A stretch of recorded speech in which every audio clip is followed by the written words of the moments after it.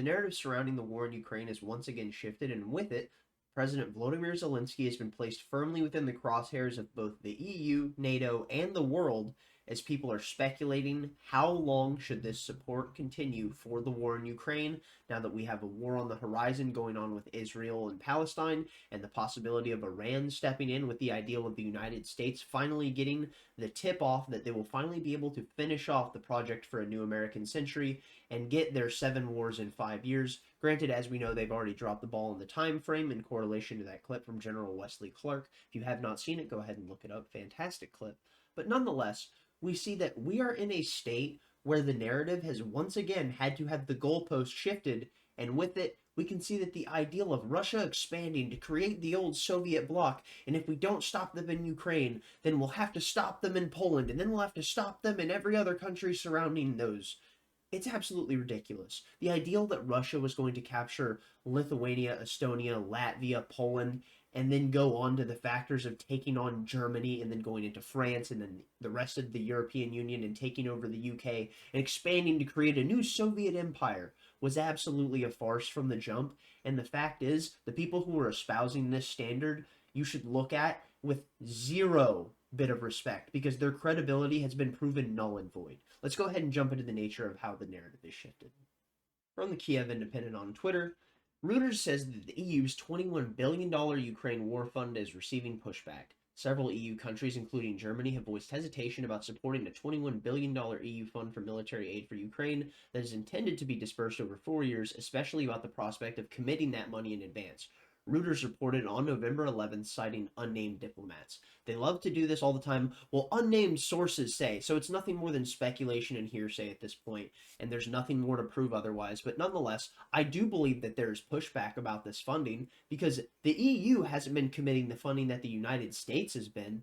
And with that, why is that? I think we can tie this possibly into someone like, I don't know, Sam Bankman-Fried with FTX. So FTX being one of the major backers within Ukraine, tied to the actual government and the financing system within the country, what happened? The Democrats are advocating for extreme amounts of money to be funneled directly into Ukraine, along with a large portion of Republicans and neocons and warhawks. Don't count those people out. They're pieces of shit too. But the thing is, we see that this money is getting funneled into there. With that, that money gets funneled into FTX and then straight back into the Democratic Party, into the United States, and what we have there would be a money laundering scheme. I'm not sure if this is what was happening, of course, but this is speculation, and this is something that people should take with a grain of salt, because we, of course, have no idea if this is really what was going on. Now, moving on to the idea of what's going on with Vivek Ramaswamy covering this, we will jump into that in just a second because we have a clip of him we're going to be jumping into. But first, we're going to be covering this tweet from Tom Elliott, and he just has a 1, 2, 3 breakdown, and it's in response to Steve Cortez saying, "Our problems are here, not any overseas wars. Our ally Zelenskyy won't even hold elections." And that's absolutely true. Zelenskyy has been saying that what we might have to do is cancel elections because now in a time of war is no time for elections. And with the United States still actively supporting this, what we see is, I wonder if in a new time of war, would it be that the United States would say, well, we're not in a place for votes right now. We're not in a place where we can have an election because we're not in a stable mandate as a country. So with that, what will that lead us to? I don't know, the possibility of martial law like Zelenskyy is announcing. I don't know if that's actually going to be the case, but what I find fascinating is if they're supporting it in a place like Ukraine, where they said was this bastion of democracy, which is why we were supposed to be defending it, because it is a bastion of democracy against what is supposed to be this massive ethos of communism that is supposed to overtake the world, and once one country falls, another will, and it's just the domino theory, which has been proven false. Nonetheless, we move on. What we see is the people within the neoconservative establishment still have the same Cold War mindset. The Russians are the commies, and we got to make sure we bleed them dry. That's it. That's the only thing they think about. When the people who are in charge now in Russia, in charge of the Kremlin, these are the people who defeated the communists, who overthrew them and got rid of that awful, horrible, fucking terrible regime. And don't get me wrong, the people in charge now are still nothing more than oligarchic gangsters, but it's certainly better than the communists that killed 100 million people. Alrighty, now on to Tom Elliott's tweet. 1. Ukraine and Russia had a peace deal on the table in March 2022 that wouldn't have required them to give up the land. UK-US scuttled it as it was precluded Ukraine from joining NATO. And who did they use to scuttle it? After Boris Johnson had stepped down from being the Prime Minister of the UK, What did they do? They sent him over there to go talk to Zelenskyy, and they destroyed the meeting. 2. Since Zelensky's banned critical media, outlawed rival parties, and arrested religious leaders and canceled elections, why is it that we should support them, considering the fact that this is no longer a democracy, as we apparently espouse to want to support? 3. Ukraine and Ukrainians are not fighting for freedom or democracy. Whether they realize it or not, they're fighting to become a U.S. puppet state. And personally, I don't really have any desire to fund any more of these puppet states. We already have Israel, which before the war in Ukraine had popped off, was the #1 recipient of U.S. foreign policy money, which what we see is they were getting billions a year. And now we see good old Vivek Ramaswamy. I've got my issues with Vivek, but he's spot on when it comes to how you handle this crisis going on in Ukraine, which is why I feel it's so weird when he talks about the nature of what's going on with how we need to handle what's going down with Mexico and what's going on with China and Taiwan, because I feel like, to a degree, he's speaking out of both sides of his mouth. Nonetheless, moving on, he's spot on with this. Let's go ahead and jump into what he has to say when he's talking about how this paragon of democratic leadership, Volodymyr Zelenskyy, is nothing more than a farce, and if you treat it as anything but that, you're being played. Now let's jump into that clip. Are you persuaded by President Zelensky's urgent new plea? Where do you stand on more funding? I'm absolutely unpersuaded. And I'm actually enjoying watching the Ukraine hawks quietly, delicately tiptoe back from their position as this thing has unwound into a disaster. The first half of this race, I was the only person standing for it. Now they're actually quietly coming around to being more cautious, as they should. Level with the American people here. Ukraine is not a paragon of democracy. This is a country that has banned 11 opposition parties. It has consolidated all media into one state TV media arm. That's not democratic. It has threatened not to hold elections this year unless the U.S. forks over more money. That is not democratic. It has celebrated a Nazi in its ranks, the comedian in cargo pants, a man called Zelenskyy, doing it in their own ranks. That is not democratic. More facts for you that you won't hear from the mainstream in either party or the mainstream media. The regions of Ukraine that are occupied by Russia right now, in the Donbass, Luhansk, Donetsk. These are Russian-speaking regions that have not even been part of Ukraine since 2014, that other people probably couldn't name those provinces for you. Those are the hard facts. And so to frame this as some kind of battle between good versus evil, don't buy it. And I'd like the likes of the sharpest of the war hawks on Ukraine, Nikki Haley, to have some accountability and answer. Do you want to use U.S. taxpayer money to fund the banning of Christians? That is actually what's happening. They're using the Ukrainian Orthodox Church. They have banned them. The Ukrainian parliament just did this last week, supported by our dollars. And I think you owe it to the American people, Nikki, to at least this one time at least condemn. Thank you. That's time. At least to condemn their banning of Christians. Mr. Ramaswamy, thank you. Mr. Ramaswamy, thank you. We asked the questions. Ambassador Haley, well, she deserves to what is your take on more funding for Ukraine?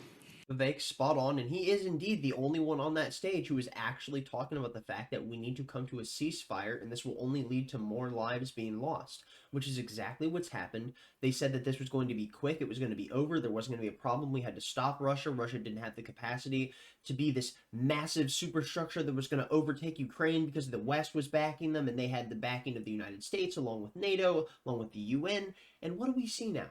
We see that all of that has fallen completely on its face.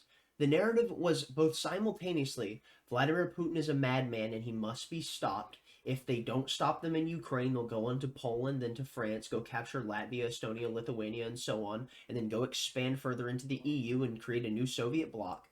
And at the same time, they were also saying, don't you worry, he can't handle the fight in Ukraine, they don't have the manpower, they don't have the ability, they don't have the technology, they lack the resources. Meanwhile, if you just look at history and you think about manpower and Russia and war, you understand that Russia has been willing to throw more bodies at a conflict than any other country throughout any other conflict throughout all of recorded history. And the thing is, if you thought you were going to outlast Russia solely based on the factor of manpower alone, you are completely out of your mind. And if you thought your resources and your economical assets are going to be enough to completely bleed Russia dry of their civilian populace that would have become their active fighting base, well, you are completely insane. Russia has a population of a minimum of 700 million people. During the time of World War II, Russia had roughly 750 million people, and 1/7 of their people died. Over 100 million people died in that tragedy, and they expunged the Nazis. With the defeat of the Nazis, the US came in and swept the world off its feet and ended up creating the new unipolar world order with which we controlled the world after challenging the Soviets after the fall of the Soviet Union during the Cold War. And with it, we saw the loss of all of those lives from Western allies along with those in Russia. The US came in, became the dominant global world power, and because of this, we're now in the state we're in, where we see that we're actively in this mindset where if Russia does anything in control of their borders or in any attempt to have any bit of manipulative influence within their sphere of influence, then we see that as a communist expansion of the new Soviet era. And I think that's a major problem, which also, this goes into the ideal of empire mentality, but that's a conversation for a different day. Just think about what empire mentality would entail, and then go ahead and think about it. Now, let's go ahead and jump into Tulsi Gabbard. She said Zelenskyy has absolute control of Ukrainian media, outlawed opposition political parties, and Ukraine's Orthodox Church, declared martial law, and uses absolute power under martial law to cancel presidential elections. So much for Biden's false narrative that the world is in an existential fight to protect democracies from autocracies, wasting billions of U.S. tax dollars. And they're more like an oligarchy more than an autocracy, in my opinion, but nonetheless, that's kind of irrelevant to this conversation. The thing that we have to understand is that, once again, we see so few people within the U.S. political establishment actually coming out and calling it how it is. Tulsi Gabbard being someone who is spot on about this. She's a veteran who has seen war, and you had someone like Hillary Clinton come out and call her a Russian traitor and an asset to the Kremlin just because she was dominating in the Democratic front running, just like when she smoked Kamala Harris like the pig she is, just like only a Hawaiian could. Now let's go ahead and jump into this clip of Tulsi Gabbard. In Ukraine, President Zelenskyy has already taken complete control of the media. He has outlawed his political opposition parties, and he has banned the second largest Orthodox Christian church. That wasn't enough. Now, in his latest edict, he declared that he's canceling the presidential elections altogether. They were planned for March. When you look back in history, even at the height of the Vietnam War, when there's fighting going on in every major city, South Vietnam still held elections. During my first deployment to Iraq, it was 2005. It was the height of that war. There was great threat of violence for anyone who dared to go out and vote, yet Iraq still held its democratic elections and people still turned out to vote. Now, President Biden claims his mission is to defend democracies and defeat autocracies. But he continues to take money out of our pockets to underwrite a war of one corrupt autocracy, Ukraine, against another, Russia. So the real reason Zelenskyy has outlawed elections is to stop any who dare to criticize the rampant corruption in Ukraine or the war. Those in our government who support him must also therefore believe that when the United States is at war, they too will be justified in canceling our elections. Fascinating insight from Tulsi Gabbard when she drops the fact that even during the invasion of Iraq and the war in South Vietnam, what happened was, well, they had elections, and people were still willing to go vote despite the abject terror and fear they were living under. They still wanted to go make their voice heard by casting their ballot. Don't get me started on voting. I made a video covering an article written by Michael Malice that's roughly 8 years old. It was written in The Guardian, talking about why he doesn't vote. And the fact is, those arguments still ring just as true today, and the points are just as salient now as they were when they were penned. So it will be linked, I believe, somewhere over here. Go ahead, check that out. Video will be well worth your time, in my opinion, because honestly, my thought process on articles like that, where I end up going through the entire thing, and I plan on doing a reading of Anatomy of the State here soon, so I can go ahead and deliver that to people that hopefully haven't heard it before. And my goal is, because if just one person hears this, and they're able to understand these arguments or these points, let's say even if they disagree with them, but they're able to internalize them and understand the merits of why people believe this, well, then it was worth my time. Let's go ahead and jump back into Tulsi Gabbard. So Tulsi Gabbard, with her excellent response, talking about the fact of, well, if you support democracy so much and you claim that we don't have to worry about supporting a democracy that's in wartime, and we can go ahead and, despite the fact of them completely defying the ethos of what is supposed to be democracy, maybe it's the fact that you actually don't support this and you simply just support your own hegemony, which is exactly what they mean when they talk about the process of our sacred democracy. They just mean that they're trying to hold their own power and make sure that they don't lose it, because with it, democracy is a flawed system. Nonetheless, as I said, go ahead and read that article from Michael Malice, or watch my video on it, linked above somewhere around here. Now, the thing that I love about the response that Tulsi Gabbard received is you can see two of the three main responses that you will end up receiving when you talk about things like this and not wanting to support war. Tulsi Gabbard being someone who is really, really bad when it comes to the nature of analyzing war with the Middle East, and I believe it's because she fought in it, but nonetheless, we talk about the fact that she is horrible when it comes to analyzing militant Islamic extremism because she sees it as this extreme, insane threat, completely avoiding the fact that many of our interventions throughout the past 70 years of U.S. foreign policy has led to the process of these conflicts being such an active base throughout the entirety of the Muslim world. Now, what we see is Kim Iverson drops an absolute bomb. You think Zelenskyy is bad, just wait until you meet Netanyahu. Fantastic. And then we have Jay in Kyiv, working for the Russian government is the absolute lowest of the low. Gabbard should be in prison. So, someone who disagrees with Tulsi Gabbard, Tulsi saying, I don't think we should be funding this war to the nth degree, it's just getting more Ukrainians killed. And then some person who lives in Kyiv, which, God bless their soul, I hope everyone they know is fine and safe, and I really wish that the war would end so we could stop seeing the flower of Ukrainian youth sent to go die in the middle of an ash field.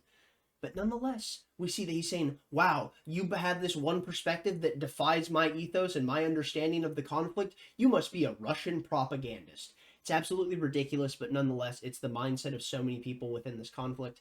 Now let's go ahead and jump into this clip from Zelenskyy. It's 30 seconds long. I'm not going to sit here on this one too long because we've already taken up our time too much on Twitter and I want to jump into some articles. Here it says, Zelenskyy asked the U.S. government for more money. If you can't give us some financial support, okay, please just give us credit and we will give you money back after the war.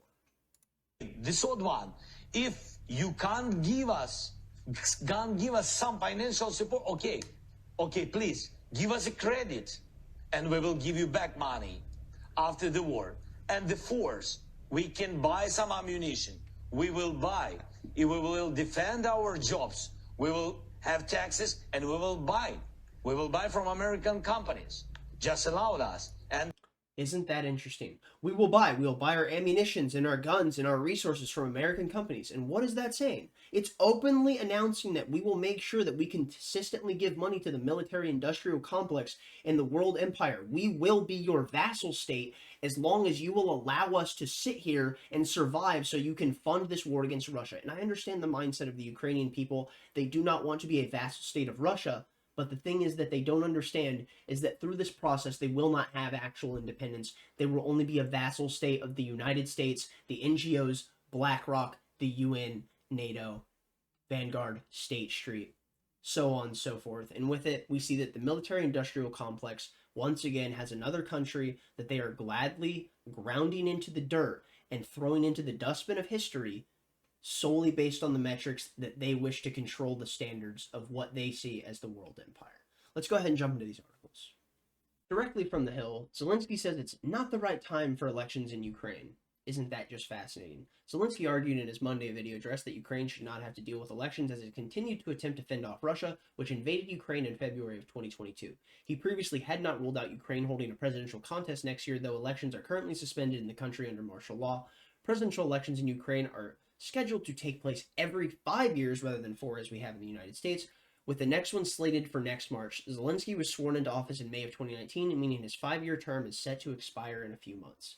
And the thing that I wonder about this, which is one thing I'm curious about why Zelenskyy keeps actively ginning up war and advocating for it consistently, and I know it's based on the mindset of wanting Ukrainian independence, which is understandable. But as I've already stated, you will not be independent. You will just be a vassal state for the West to have control on Russia's border via a NATO country. But nonetheless, that's not how the people of Ukraine view it, because they do not wish to be dominated by Russia, although apparently the claims from the Kremlin and the Russian government have stated that they do not wish to dominate Ukraine. They simply wish to have it as a satellite state so that NATO does not have a state along Russia's border, which is completely understandable. This is the mindset that ended up activating the Cuban Missile Crisis when the Russians tried putting missiles in Cuba that could impact the United States before we were able to respond. And with that, Jack Kennedy said what? I will blow up the fucking world if you cross this line. Cuba and the Cuban Missile Crisis was Jack Kennedy's red line, just like the acquisition of Ukraine by NATO in the West is very much Russia's red line. And this is from everyone from Putin's staunchest liberal critics to all of his most right-wing allies. They have all stated, this is the red line that you do not cross. And with the acquisition of Ukraine, you are putting your foot on the pedal towards war with Russia. Now, let's go ahead and jump onto this article from BlackRock and JP Morgan explaining how they'll be funding the Ukraine Construction Bank. And this is from the Financial Times. Funds aim to attract billions of dollars in private investment to assist rebuilding projects in a war-torn country. Well, isn't that interesting? One arm of the financial wing of the military-industrial complex will be rebuilding the things that we have actively been advocating that has led to the destruction of. Isn't that interesting? Now we see Zelenskyy, BlackRock CEO, Fink agree to coordinate Ukraine's investment. BlackRock CEO, financial market advisor, and Ukraine's Ministry of Economy signed a memorandum of understanding in November. The memorandum of understanding being the fact is that we will fund Ukraine's reconstruction as long as we can profit off of it. Zelenskyy and Fink agreed Wednesday to focus in the near term on coordinating the efforts of all potential investors and participants in the reconstruction of our country, channeling investments into the most relevant and impactful sectors of the Ukrainian economy. Well, when they say the relevant and most impactful sectors of the Ukrainian economy, this article doesn't even really go into explain how they would be doing so. It doesn't really talk about the fact of how they would be diversifying these assets. It doesn't go into it how you would hope it would. It just kind of gives you blanket talking points, which is really disappointing because realistically, I would like to know where funding from these massive institutional investors like BlackRock, State Street, and Vanguard actually go, because we already see that they're up to nefarious machinations within the control factors of the United States. Do you actually think that they wouldn't be doing the same in places like Ukraine? No, of course not. All right, now into the article that we will be going into, we see Time Magazine has said, "Nobody believes in our victory like I do," and this is quoting Zelenskyy. It's been nearly 2 years. Russia still controls a fifth of Ukraine's territory. Tens of thousands have been killed. Global support for the war is shrinking. The Lonely Fight of Volodymyr Zelenskyy by Simon Schuster. It's only getting harder. About 20 months into the conflict, roughly 1/5 of Ukraine's territory is now under Russian occupation. Tens of thousands of soldiers and civilians have been killed. Zelenskyy can feel during his travels that global interest in the war has slackened, and with it, so has international support. The scariest thing is that part of the world got used to the war in Ukraine, he says. Exhaustion with the war rolls along like a wave. You see it in the United States and Europe, and you see it as soon as you start to get a little tired, it becomes like a show to them. I can't watch this rerun for the 10th time.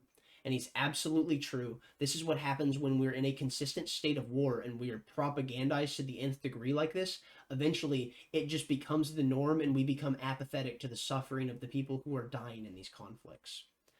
Public support for aid to Ukraine has declined for months in the U.S., and Zelensky's visit did nothing to revive it. Some 41% of Americans want Congress to provide more weapons to Kyiv, down from 65% in June, when Ukraine began a major counteroffensive, according to a Reuters survey taken shortly after Zelensky's departure.